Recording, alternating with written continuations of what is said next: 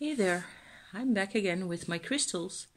I found the other missing, witch's finger crystal. That's this one.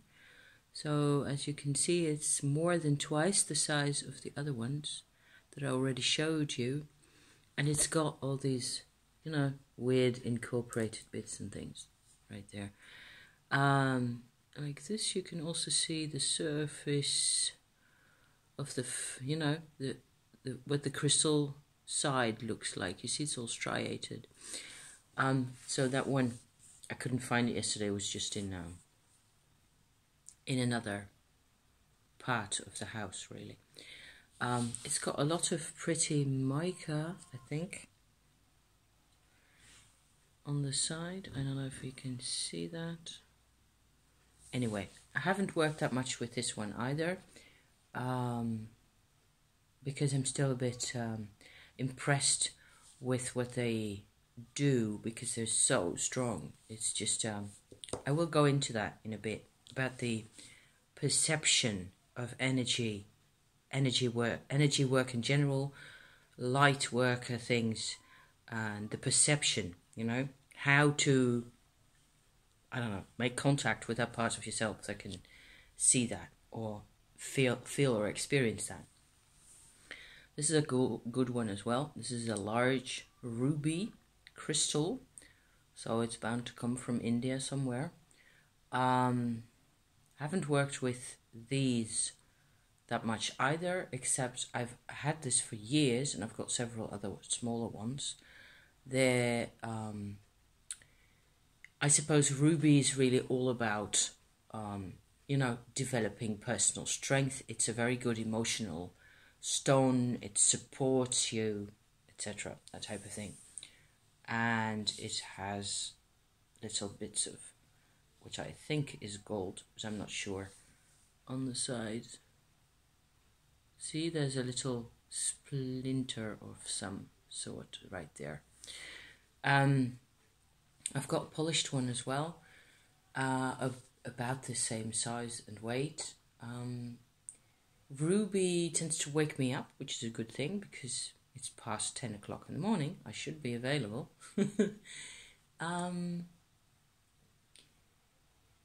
It makes me believe in myself again. So that's really pleasant. I don't really have to do anything for that, but it's, of course, it depends who you are, right? What kind of stone will do that for you? If, to believe in yourself is really a very woolly idea. It just, for some people, the rose quartz will do that, or a rock crystal, or an amethyst, or this thing.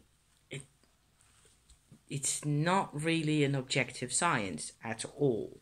So, number 3 for today, my last celestial, and I saw Annika's comment about celestials. This is a very good case of an really ugly celestial crystal. You can't see hardly any. I don't think it's got any really, outer crystal faces like this one's got. This is a proper point with all the, nice and straight edges or shiny sides and stuff. This used to have that, but it was melted again in a hot, probably a hot liquid, in a geothermal process of some kind. And what we've got is the remains of that. So it is a citrine. I don't know if you can see that. It's got a kind of a yellowish tint in it. Let me bring it in a bit. And here's hoping it'll focus on that for a while. It can focus on my hand. Well, maybe it's a bit difficult to make out for the camera. I don't know. This is very joyful. It's a very, and the difference with this is a stone that I would say is relatively easy to go to work with. So if anybody wants to, get a job done, whatever it means, carrying one of these or any type of ruby, polished or otherwise, in your pocket or as a pendant will allow for a nice work day where a lot of stuff gets done. I think that's what I would think, that a ruby will promote efficiency and clear-headedness and whatever you need in that respect. Whereas this, it depends also whether it's something, again, whether it suits you. It depends on the person, and it depends on what level of, how many years have you put in, and whether it is your thing to work with this. If you've got too many, I don't have that many other activities. I've been doing energy work and light work for the past years because it's just drawn me out again and again. Apparently that's what I'm supposed to be doing. So if I sit here and talk, this just makes me very happy. It gives me a sense of happiness and of completeness inside, definitely. And it looks like the stone is it's just been boxed around. It's been, it's been through the mill, this one. There's nothing left of the nice outside, pointy shape. Like, let me bear with 1 second. Because we've got like this, for example, which is a straightforward rock crystal. Also very nice stone. And it's holding it in my hand after this one. I would say this is much more straightforward to live with, which is why it's standing on my table almost all the time. And it does have some striations on the sides, but very slightly. And it is one crystal out of one side, one facet out of two. So this one, and then this one, and the third one over here. So that makes it like a triangle. See? These three sides have got striations, and the other ones are, I should say, perfectly flat and clear. And they still do have some, like growth rings, really little ones. So this has got a different wavelength from this, and I would say this wavelength is incorporated in this one. They're related, but it's like having this big or this big. You see? So about moving on from there to perception of energy, I believe, and this is just something I've never read anywhere really, but it's something I believe, that the perception of energy, whether it has to do with chakras, with the energy nature of plants, for example, crystals, or another really cool subject, ley lines and power places in the earth or on the surface of the earth, and moods and grids and stuff like that in the earth. There's quite a number of other related subjects. I believe in order to work with that, first of all, you have to develop your own language. You have to you have to develop your own relationship with one of them aspects, one of those parts of the great world of energy, I would say.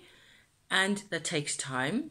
And I think that the actual perceiving is basically done by the chakras. So the third eye, chakras around and in the eyes, in here and in the head, and all sorts of, it's like a separate body. Okay, so that's one thing I've been wanting to say for like a long time, because we are trying to communicate about these things, but because people are interested. Most people are, somehow interested in the properties of gemstones, and they're interested in health, and they want to feel better and things like that. I would say it's really not that complicated, only it is a different world. And it's like learning to read. If you don't know if you never learned how to read, it's going to take a while to understand, especially after a certain age, that the letters on the page actually refer to sounds, and that actually means something, that actually hooks up with meaning that people may very well know in their daily lives, right?